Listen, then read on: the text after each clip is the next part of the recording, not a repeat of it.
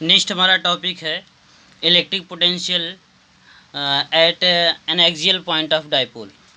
किसी डाइपोल के कारण अगर इलेक्ट्रिक पोटेंशियल हमें फाइंड करना हो तो उसके लिए हम दो जगह फाइंड करते हैं।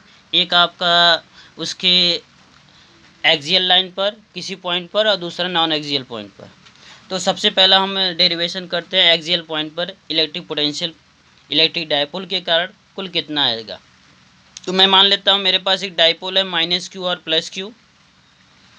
इस डाइपोल का जो लेंथ है टोटल 2L है और मिड पॉइंट अगर O है तो ये मान लिया जाए ये L है, ये भी आपका क्या हो जाएगा L। ये मान लिया जाए कि इस मिड पॉइंट O से स्मॉल r डिस्टेंस पर एक पॉइंट P है जिस पर हमें कैलकुलेट करना है कि नेट पोटेंशियल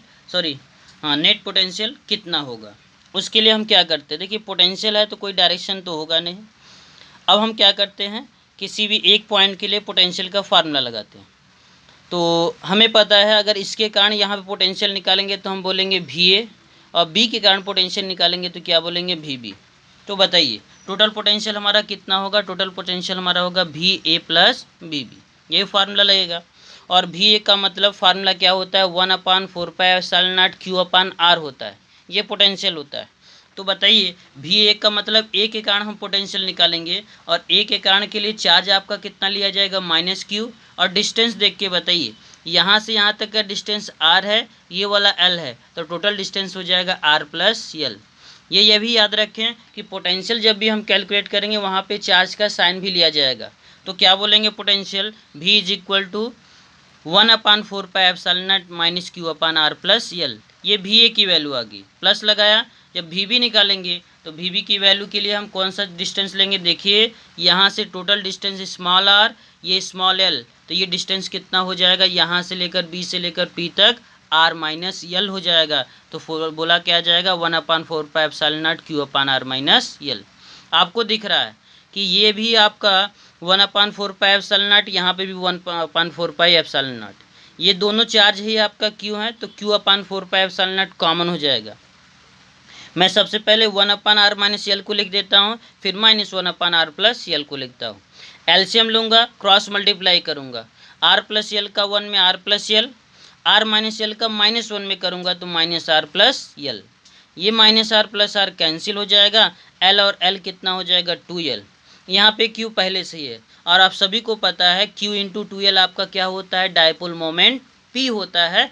तो Q इंटू 2L को हटा के हम क्या लिख सकते हैं, हम लिखेंगे P। तो हमारा आगे जो आपका आएगा ध्यान दीजिएगा, आगे हम क्या बोलेंगे, तो फार्मूला हमारा बन गया V is equal to 1/4πε0 2QL/R² minus L²। अब बताइए ये तो मैं इस टोटल के स्थान पे P रख दिया तो फार्मूला बन गया 1/4πε0 P/R² माइनस L²। अगर ये मान लिया जाए, और चूंकि होता भी है, जो हमारा लेंथ होता है L R के कंपेयर में बहुत ही कम होता है, तो L² जब लेंगे तो L² क्या हो जाएगा, नेगलेक्ट हो जाएगा, किसके कंपेयर में, R² के कंपेयर में। इसलिए L² को गायब करके केवल हम क्या लिख सकते हैं, केवल हम लिखेंगे 1/4πε0 P/R²। ये जो फार्मूला है, ये फार्मूला किसके लिए आया है, एक्सियल लाइन के लिए आया है।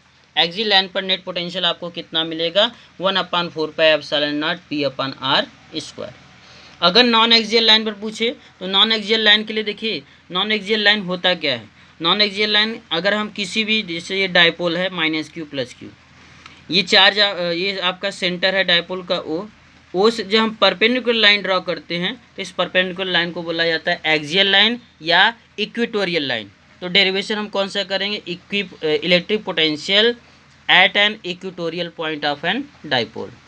तो सबसे पहले हम क्या मान के चलते हैं, हम ये मान लेते हैं कि मेरे पास एक चार्ज है -Q, एक चार्ज है +Q, दोनों के बीच का डिस्टेंस टोटल कितना है 2L, और मिड पॉइंट O से एक स्मॉल r डिस्टेंस पर एक पॉइंट P है जिस पर हमें कैलकुलेट करना है नेट पोटेंशियल कितना होगा।